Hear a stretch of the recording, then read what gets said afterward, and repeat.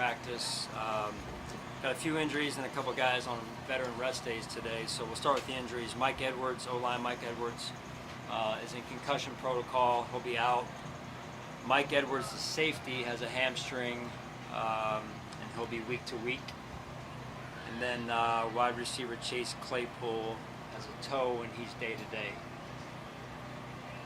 The veteran rest days will be for Von Miller, Matt Milano, and Taron Johnson.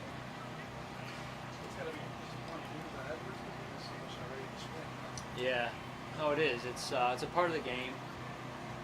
On one hand, the other part is, in order to get the scheme down the way you need to get it down, you need to be out there. And but Mike's a pro. He's been around it before, so I'm sure he'll do his best to stay up as best he can on the mental things here at the scheme. I know there's only so much you take from the first couple of days you guys are ramping up, but what have you seen from Cole Bishop, and what are you hoping to see from him with the passing game? Yeah, I mean, I think that one of the bigger things I've seen, and one of the bigger things you hope for, is growth over the course of the break. Meaning, it's been clear that he put time in on the mental end of things with the scheme and mastering the scheme, and he still has a lot of work to do, but he's improving in that area. He's improving with his understanding of how necessary it is at that position to communicate and get everybody lined up and on the same page. How much would you say the evaluation really begins now? Yeah, I mean, we have those 4 or 5 days, whatever it was, of ramp up days, and now we're into pads, and now we're playing the real game. So the techniques and fundamentals, some of that still doesn't change. We've been working on those, and it's important that those carry forward today when we're in pads. Hey Sean, this is all of this week. How do you measure progress compared to another player with protocols? Great question. So today will be new. He's never played the game before in pads in particular, and so today will be a new challenge, and I'm sure he'll learn a lot in this first practice. You carry over some things from what he's done, I'm sure, but not in pads and not in our game of American football. Do you create when you see areas kind of getting back to, I guess what are you looking for from him as well when he gets these pads in the pads? Yeah, similar to Travis, it's growth. It's what is tomorrow better than today? Today's I call it a mulligan, if you will, just for those two guys, because it's just it's new, and it'll be like kind of getting hit by a wave. Like it's going to come fast and probably pretty physical. So it'll be new for him. Sean, James Cook, just to clarify, he's back. James Cook. He's back, yes. Sean, you were in this when it was pads all the time, and now it's not. And I'm sure in the beginning it was a bigger adjustment. Are you past that, or do you still wish for those days a little bit? I understand why. I understand the reason why the NFL mandates it the way they have over the last couple of years. Quite honestly, we were ahead of that.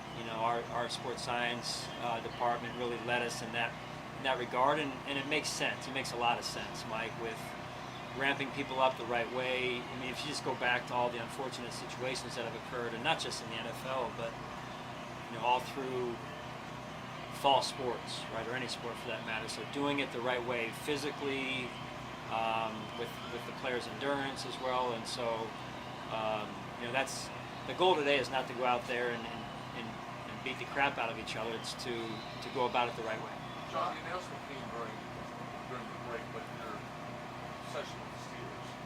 The advantages of doing that, and having done it with them in the past, the familiarity, what do you think of the advantages, and how much does it help if you know Mike and you've done this with another facility? Yeah, knowing Mike is big. The only other time we've done it was with Ron Rivera, and Ron was with Carolina, if you recall, a few years ago. So, but that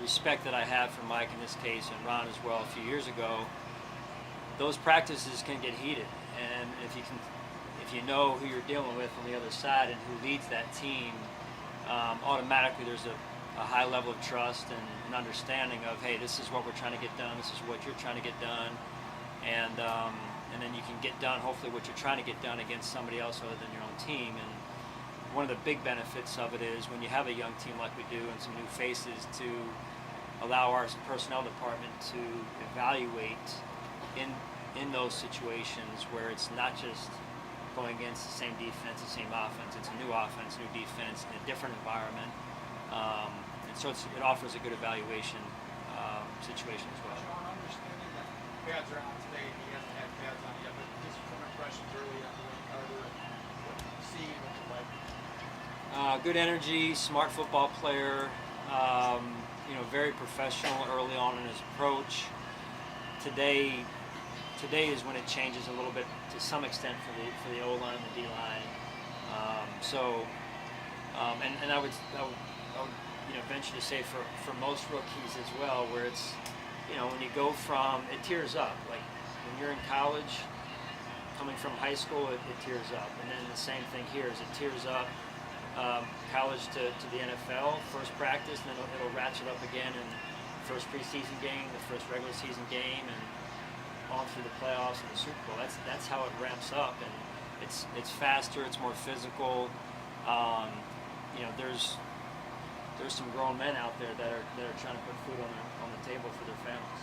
What have you seen in Tyrell Shavers this season? Or is more looks, not Say again? Tyrell Shavers? What have you seen? Yeah, very impressed. Even if you go back to his rookie season, he's so consistent, and even when he wasn't playing, with his approach. One of the first players in the building, one of the last to leave, knows what we're doing offensively, systematically, and I mean he's. When you look up consistent in the dictionary, like his face shows up in my mind because he's so consistent and at a young age. I have a lot of respect and appreciation for that. Sean, What have you seen so far out of Lamar? What are you still looking to see out of him as you evaluate that competition? Yeah, it's to be expected, but an increased focus from a year ago, increased urgency. And really just getting back to what he was. Again, it's to be expected, again, with respectfully of the situation that he went through. So it's fun watching him have fun out there, and I think he's been able to do that, and you can tell he means business. Sean, what have you seen from Matt through 3 days? I know he's had a vet rest today, but just in his recovery and coming back on the field. Each day he's gotten better, and that's to be expected as well. And Matt's such an elite mental competitor that he's not shaken by much, and it's just been fun to watch him every day get a little bit more comfortable, still knowing that he's not where he wants to be, but that eventually it'll be back. A lot of people felt, Dion included, felt that he had his best season last year. What are you hoping to see from him this year as he takes the next step? Dion? Dion, yeah. Yeah, he's so good. He's such a big part of what we do. His energy day to day, his leadership in the way that he helps lead our football team. I count on that. I mean, he's been to multiple Pro Bowls. I think probably the biggest thing is just the consistent finishing of plays, right? And that's, I mean, I think that's probably the biggest thing that I could ask of him, because he's so good, so special to our football team and to me. Just the consistent finishing of plays more than anything. Very good. All right, thanks. Have a good day.